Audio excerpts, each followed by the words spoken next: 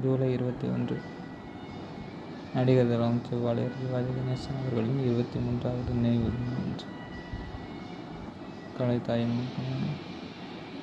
சிவாழையர் சிவாஜி கணேசனைப் போல தமிழ் சினிமாவில் இன்னொரு தலைவர் இன்னும் 2-3 நூற்றாண்டுகளுக்கு எத்தனை நூற்றாண்டுகளுக்கு பிறகு தோன்றுவார் என்பது நமக்கு தெரியாது. அந்த அளவுக்கு தலை சிறந்த ஒரு நடிகர் நினைவை போற்றுவது நம் கடமையாகும்.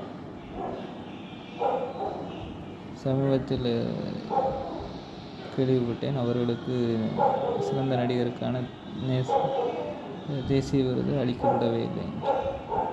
அவரை விட இந்திய சினிமாவில் சிறந்த நடிகர்கள் யார் என்று எனக்கு தெரியவில்லை.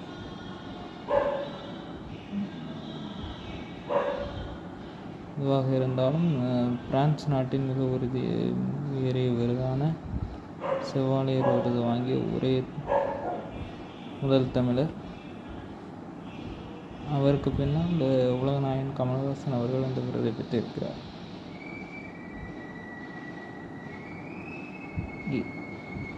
இந்திய சினிமாவின் உயரிய விருதான